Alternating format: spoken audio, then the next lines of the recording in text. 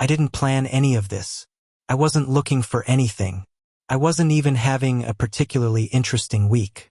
I was just a guy with a work order, a lukewarm coffee, and a parking spot 2 blocks from a building I'd never been inside before. And then I walked through a door, and nothing about my life felt quite the same after that. Not because of some dramatic moment, not because lightning struck, but because of one person who looked at me like I was worth paying attention to, and somehow that turned out to be the thing I didn't know I'd been waiting for. Let me take you back to the beginning. It was a Monday, Portland in October, so the sky was the color of wet concrete and everything smelled faintly like rain even when it wasn't raining. I grabbed coffee from the gas station on the corner, checked my service queue on my phone, and headed across town to a mid-size accounting firm downtown called Keller & Bain. The ticket said storage failure. Probably a dead drive, maybe a corrupted index. The kind of thing I could fix in 2 hours without breaking a sweat. I wasn't expecting anything out of the ordinary. I was expecting fluorescent lights, stale office air, and someone asking me to please not unplug anything important. What I was not expecting was Leah. She came around the corner carrying a binder so thick it should have had its own handle. Dark hair pulled into a loose knot, charcoal blazer over a cream blouse, moving through that office like she'd designed the floor plan herself. Not fast, not slow, just sure. Like every step had already been decided before she took it. She looked at me, did this quick but thorough once-over that lasted maybe 2 seconds, and asked if I was the systems technician. I said yes. She pointed toward a door at the far end of the hallway and told me the server closet was in the back, past the copy room. Can't miss it. Then she turned and walked away. That was it. That was the whole first conversation. I stood there for a second longer than I needed to, then told myself to get it together and go find the server closet. The job turned out to be messier than the ticket suggested. It wasn't just a failed drive. The whole RAID array had been configured wrong when they upgraded their system 8 months earlier, and now it was catching up with them in the worst possible way.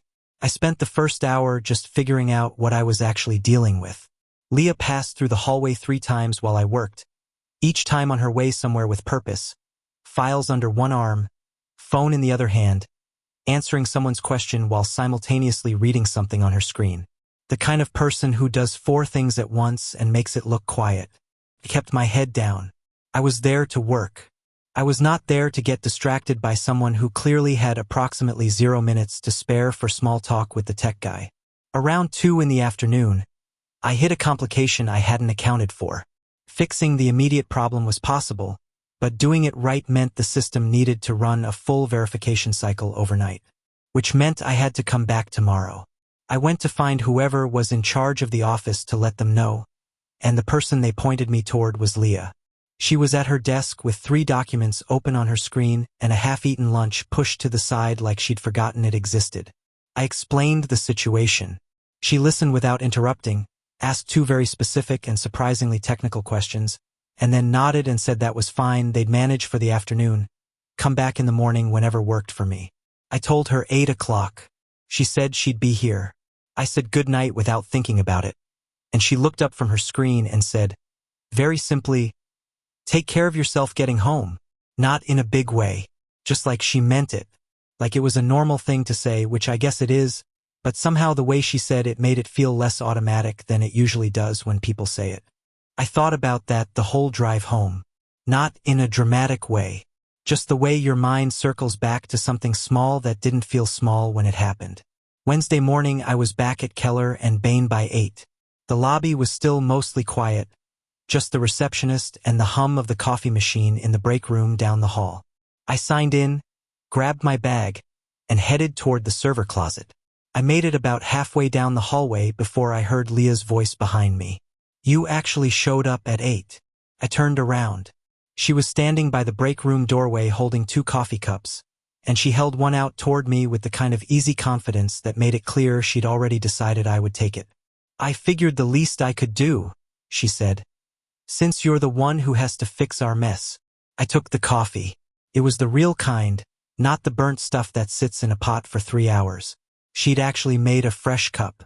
I didn't say anything about that because I didn't want to make it weird, but I noticed. We talked while I ran the verification sequence. Nothing heavy. She asked how long I'd been doing this kind of work, and I told her about 6 years, started right out of community college. Figured I'd do it for a year or two and find something else, and then somehow 6 years went by. She smiled at that in a way that felt like recognition rather than pity. She said she understood exactly how that happens. I asked what she did at the firm. She said she was the senior compliance director, which meant she spent most of her time making sure other people didn't accidentally do something that landed them in front of a regulatory board. She said it with a small, dry humor that suggested she found it equal parts genuinely important and quietly exhausting. By 11:30, I had everything running clean. I packed up my equipment and went to let her know. She walked me to the elevator, which she didn't have to do, and when the doors opened, she told me she appreciated how thorough I'd been, that a lot of technicians would have just patched the visible problem and left the underlying issue for someone else to deal with later. I said I didn't really see the point in doing a job halfway. She looked at me with this expression I couldn't quite read. Not surprised exactly. More like she was filing something away. Smart, she said. And then the elevator doors closed. I sat in my car in the parking garage for about 4 minutes before I started the engine. I wasn't sure what I was waiting for. I just knew I wasn't quite ready to drive away yet. 3 days later, I had a gap between client visits around midday. There was a coffee shop called Harbor and Leaf about 6 blocks from Keller and Bain, the kind of place with mismatched chairs and bookshelves along every wall and jazz playing just quietly enough that you could hold a conversation without raising your voice. I'd been there once before and liked it. I went back to kill 40 minutes and maybe eat something that wasn't from a vending machine. I was second in line when I noticed the back of someone's head near the front of the queue. Dark hair in a loose knot. Charcoal coat this time instead of the blazer. Leah. I almost stepped back out the door. Not because I didn't want to see her, but because I didn't want her to think I was following her around Portland. That would have been a very fast way to make things strange. Before I could decide anything, she turned to grab a napkin from the dispenser near the register and saw me standing there. For a second, neither of us said anything. Then she said, "You've got to be kidding me." But she was smiling when she said it. I held up both hands. "I had no idea you came here." "Neither did I," she said. "About you, I come here almost every week." Every other table in the place was full. It was that hour when the lunch crowd and the work-from-home crowd collide, and suddenly there are no good seats left anywhere. We looked around at the same time, both arrived at the same conclusion at the same time, and ended up sitting across from each other at a small table near the window with our orders and about 40 minutes to fill. What started as courtesy turned into something else entirely. She told me she woke up every morning at 5:15, not because she had to but because she genuinely preferred the early hours before the rest of the world had opinions about how her day should go. I told her I was barely a functioning human before 10, that my brain needed at least 2 full cups of coffee and some ambient noise before it agreed to cooperate. She found that funny in a way that reached her eyes. We talked about a documentary series she'd been watching about deep ocean geography. I mentioned a home renovation show I'd been on for the past month, which she found equally funny and slightly concerning. She was reading 3 books at once, which she defended as perfectly normal. I was currently reading 0 books, which she said explained a lot, though she said it warmly enough that it didn't land as an insult. The 40 minutes I'd planned to spend there turned into almost an hour and 20. When we finally stood up to leave, I noticed she hadn't looked at her phone once during the entire conversation. Not once. In a world where most people check their screens every 4 minutes out of habit, that was the kind of thing you notice. We walked out together, and the air outside was cool and sharp, the pavement still slightly damp from an earlier drizzle catching the afternoon light in thin silver strips along the curb. She said it was really nice running into me. I said the same. She walked toward her office building and I walked toward my car, and I made it about a block and a half before I stopped and just stood there on the sidewalk for a second, hands in my jacket pockets, not quite ready to shake off whatever had just happened. I had a 3 o'clock appointment across town. I was going to be fine on time. I just needed a second. Something about Leah made me want to be more honest than I usually let myself be. Not perform a version of myself that seemed impressive or easy to like. Just actually be present and say real things and see what happened. That is a harder thing to do than most people admit. Most of us spend a lot of energy curating how we come across. With her, for some reason I couldn't explain yet, I didn't feel like doing that. and I had no idea what to do with that feeling. So I put it in my jacket pocket with my hands and walked back to my car. It wouldn't stay there for long. About a week after the coffee shop, I was wrapping up a job near the Pearl District around 4 in the afternoon when the sky decided it was done cooperating. Rain came in sideways, the kind that defeats umbrellas from every angle. I had a light jacket and absolutely no plan. I stood under the narrow overhang of a commercial building watching the street turn into a shallow river and calculated how long it would take me to get to my car without becoming completely soaked. A silver car slowed down at the curb. The window came down. Leah leaned across from the driver's seat and looked at me like I was the most predictable thing she'd seen all week. "Get in before you dissolve," she said. I got in. Her car was warm and quiet. Cedar and something faintly floral. A piano album playing through the speakers at low volume, the kind of music that makes the world outside feel like it belongs to a different story than the one you're currently in. She pulled into traffic without any ceremony, comfortable in the silence for a moment, which made me comfortable in it too. She asked where I lived. I said about 15 minutes north, probably 20 in this rain. She said that was fine. She'd been looking for a reason to leave early. Her last meeting had been moved, and the office felt heavy in the way offices do when everyone is pretending to be productive on a Friday afternoon. She said it casually, the way people talk when they're not monitoring themselves. Like she trusted me with that small, honest piece of her day without thinking too hard about whether she should. We talked the whole drive. Her favorite neighborhoods in Portland she kept meaning to explore properly. My strange habit of collecting vintage transit maps from cities I'd never visited. The running route she did along the waterfront on weekend mornings when the weather gave her a reason to bother. When she pulled up in front of my building and put the car in park, neither of us immediately moved to end the conversation. We sat in the warm car while rain moved down the windshield in uneven streams and talked for another 10 minutes about things that had nothing to do with anything, and everything to do with who we actually were. When I finally got out, she said, "Take care, Evan." Same words as before. Different weight. I stood on the sidewalk and watched her drive away in the rain. And somewhere between the coffee shop and that silver car and the warm 10 minutes outside my building, without either of us saying a single word about it, something between us had moved. Not loudly, not dramatically, just forward. And I had absolutely no idea yet how far forward it was going to go. A few days after the rainstorm, my phone buzzed while I was crawling under a server rack at a dental office on the east side. I finished what I was doing, climbed back out, and looked at the screen. It was from Leah. She asked if I wanted to meet for lunch during her break Thursday. Just a question. Casual. But my heart did something completely unnecessary in my chest when I read it. We met at a small sandwich place 3 blocks from Keller and Bain. She ordered something she'd never tried before just because she felt like it, which surprised me given everything she told me about preferring structure and planning. We sat by the window and watched people navigate the damp streets outside, and the conversation moved between work frustrations and neighborhood recommendations and the general absurdity of Portland parking, and it felt so natural it almost tricked me into forgetting that 6 weeks ago I hadn't known she existed.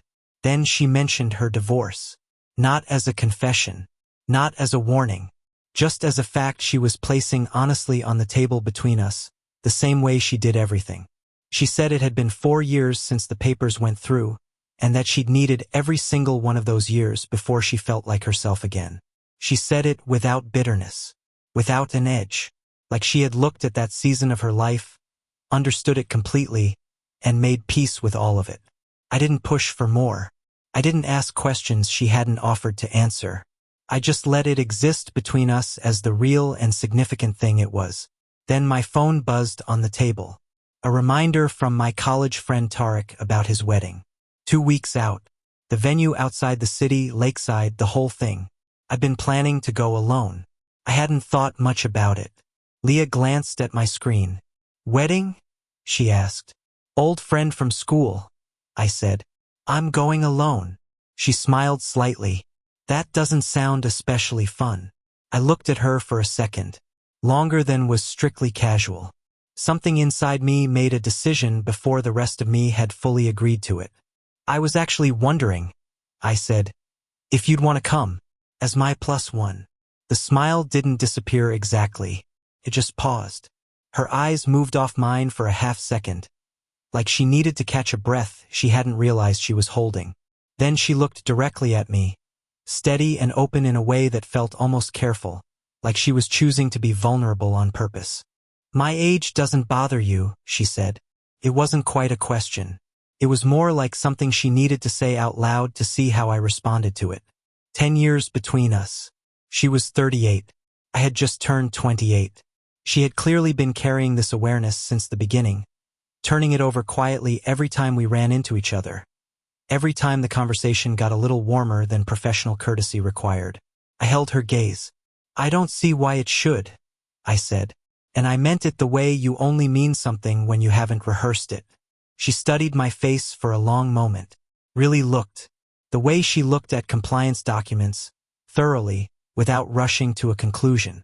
Then she said quietly, "Let me think about it. Not because of you. Just because it's been a really long time since someone asked me something like that." We finished lunch. We walked out together into the cool afternoon. She went left toward her building and I went right toward my car, and I told myself I was fine with whatever she decided, which was mostly true but not entirely. The next morning at 9:47, while I was explaining to a very frustrated office manager why their wireless printer would never be reliable, my phone buzzed in my pocket. One word from Leah. "Yes." I finished the printer conversation, walked to the hallway, stood with my back against the wall, and let myself smile like an absolute idiot for about 30 seconds. Then I went back and finished the job. Because that's what you do. You feel the thing completely, and then you keep going. And you trust that whatever is starting is strong enough to survive a little patience. 2 weeks felt both very long and somehow not long enough. She texted Saturday morning asking if I wanted her to meet me somewhere to help me find something to wear. She framed it practically, efficiently, like a scheduling coordination rather than an offer to spend time together. I read it 3 times and said yes immediately. We met at a department store in the northwest part of the city. She arrived in a tan coat with her hair down, no work tension in her shoulders, and she looked different outside of the contexts I'd known her in. Softer somehow. More herself. Inside the store, she had opinions. Specific, decisive ones. She held a green jacket against my shoulders and shook her head. She compared 2 different shades of blue without hesitating and told me which one worked and why. When I tried on a navy shirt that she'd picked off the rack, she crossed her arms, tilted her head slightly to the left, and said, "That's the one. You look good." I raised an eyebrow. "Just good." She pushed my shoulder lightly. "Don't push it." We left with the shirt and stopped at a small bakery next door because she said making a decision without overthinking it deserved some kind of acknowledgement. She ordered chamomile tea. I got coffee. We sat by the window and she turned her cup slowly in her hands, looking thoughtful in that particular way she had, like the thinking was happening somewhere just behind her eyes. "I haven't done something like this in a really long time," she said quietly. She meant the wedding. She meant going somewhere with someone. She meant all of it. "I know," I said. "I'm glad you're going with me anyway." She looked at me and smiled, and it was the most unguarded version of that smile I'd seen yet. "You're easy to be around," she said. "I don't know if I've told you that." She hadn't, but I'd felt it. Every time. 3 days before the wedding, we met at Harbor and Leaf again. She walked in already smiling, which still did something to me every time it happened. We ordered, sat down, and the conversation moved somewhere deeper than it usually went, without either of us planning for it. She told me about her marriage. Not the painful specifics, just the shape of it. How she and her ex-husband had drifted apart so gradually that neither of them noticed until the gap was already too wide to cross. How she woke up one morning and didn't recognize the version of herself that had been quietly disappearing for years. How she made a promise to herself after the divorce that she would never again shrink herself down to fit somewhere she didn't naturally belong. I listened without filling the silence with my own words. There's a real skill in that, staying present without steering, and I wasn't sure I'd always been good at it. But with Leah I found it came easier than expected. "Being around you feels easy," she said. "Like I don't have to manage everything." Something in my chest tightened in the way it does when something real is landing. "I like being around you," I said. "A lot, actually." She gave me a look I hadn't seen from her before. Careful but not closed. Like a door being opened by someone who hasn't opened it in a long time and is moving slowly on purpose. Then she said, practically and without any drama, that she'd meet me at my apartment Saturday. It would be easier to go to the venue together. I said that sounded good. She finished her coffee and we walked out into the late afternoon, and the city moved around us the way it always did, indifferent and loud and entirely unaware that something quiet and significant was being carefully built between two people on a sidewalk in Northwest Portland. Saturday arrived faster than I was ready for. I cleaned my apartment thoroughly, including the bathroom no one was going to see, because sometimes you just need the space around you to feel like you have things under control even when your pulse is doing things it hasn't done in a while. I checked the mirror more times than I'm proud of. The navy shirt looked right. Everything looked right. I just needed to stop looking and wait. At exactly 4 o'clock, she knocked. I opened the door and completely forgot whatever I had planned to say. Leah stood in the doorway in a deep emerald dress that fit her the way something fits when it was made for the person wearing it. Her hair was down and slightly curled at the ends. She wore small gold earrings. She looked at me the way she always looked at things, fully and without rushing, and then she said, "You clean up well. You look incredible," I said, before I had the chance to edit it into something less obvious. Her eyes softened. "Thank you," she said quietly, and then, "Ready." The venue sat on the edge of a lake about 30 minutes outside the city. String lights hung between tall pines. Mountains folded into the evening sky behind the water. The air smelled clean, the way it only does when you're far enough from the city that it stops competing with you. Tarek saw us come in and walked straight over with a grin on his face that suggested he had opinions he was too polite to fully express. He shook my hand, turned to Leah with obvious appreciation, and told her she was far too classy to be showing up with me. She thanked him for the wedding invitation she hadn't actually received and congratulated him with enough warmth that he looked genuinely touched. She moved through that reception with the same ease she moved through everything. She introduced herself to people I hadn't even gotten to yet. She laughed at the right moments. She held her own in conversations with people twice our age and people half our age and everyone in between. I caught myself watching her from across the room at one point, talking to Tarek's grandmother over by the dessert table, and something moved through me that I couldn't immediately name. During the dinner hour, a woman at our table asked how long we'd been together. Leah glanced at me. A quick look, readable only if you'd been paying attention. "We're figuring that out," I said. Leah smiled into her water glass. When the dancing started, I asked her if she wanted to. She didn't hesitate for even a fraction of a second. She placed her hands on my shoulders and I put mine lightly at her waist, and we moved to the music in that easy, undemonstrative way that people do when they're not dancing for anyone watching, just for the small private world inside the song. She looked up at me about halfway through, and the expression on her face was something I am not sure I can describe accurately. It was the look of someone who had been braced for something not to feel right, and was surprised to find that it did. Surprised and something else. Something closer to relief.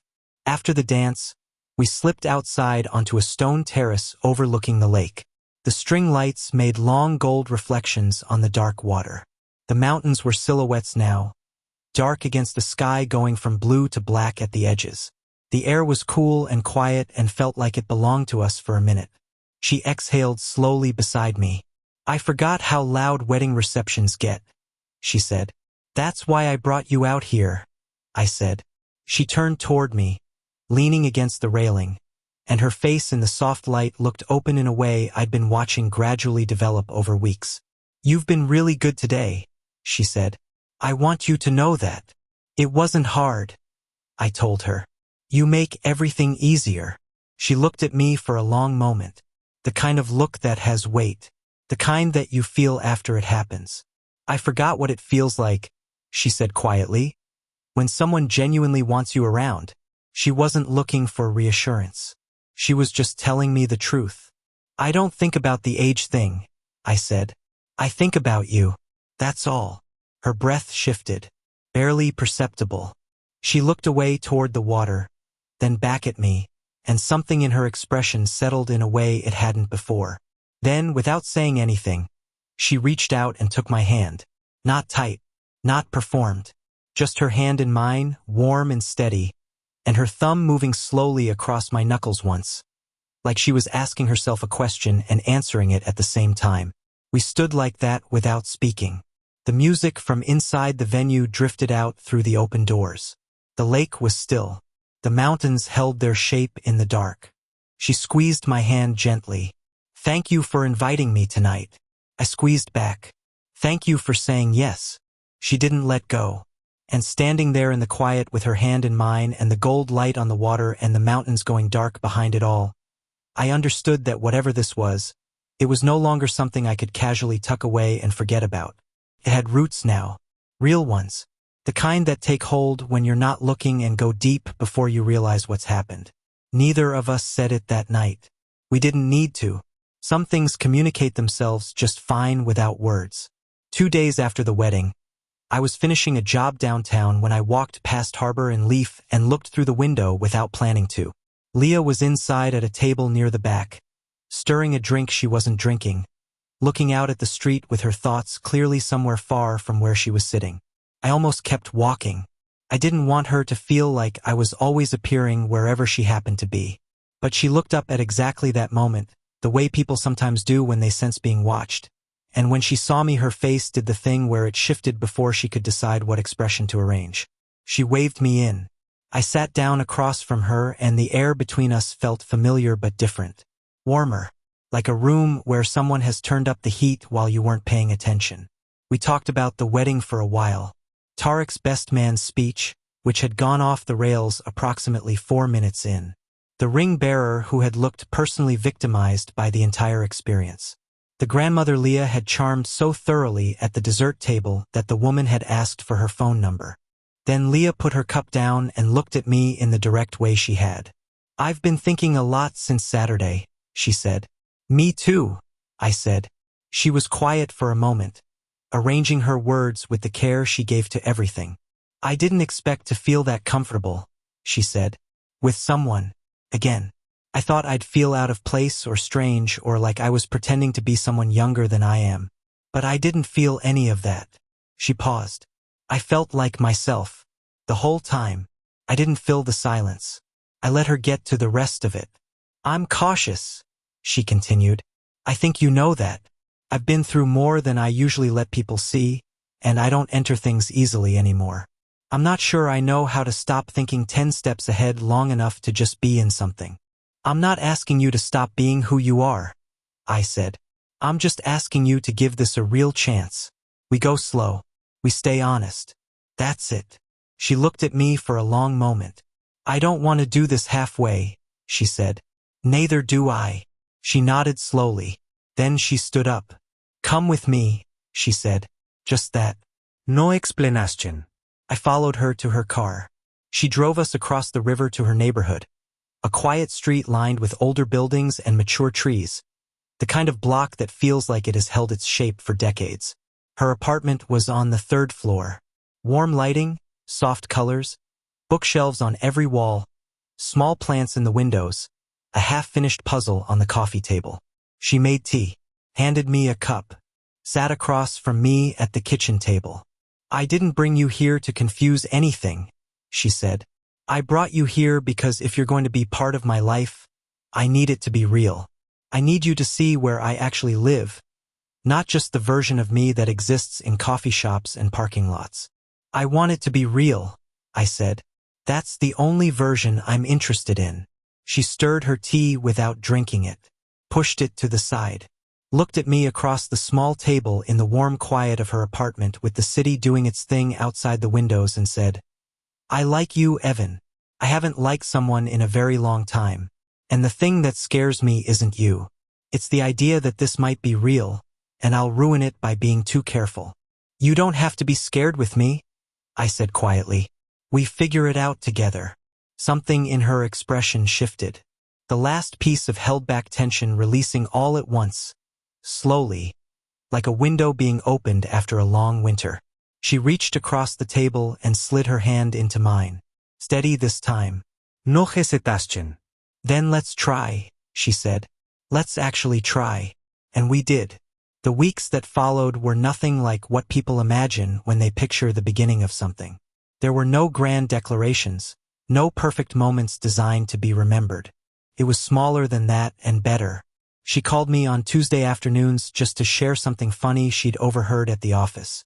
I left coffee on her desk when I had jobs nearby without telling her in advance, just to see the text that always came 40 minutes later saying she didn't know how I'd known she needed that. We took long walks along the waterfront on Sunday mornings, her running pace and my walking pace somehow meeting in the middle without either of us planning for it.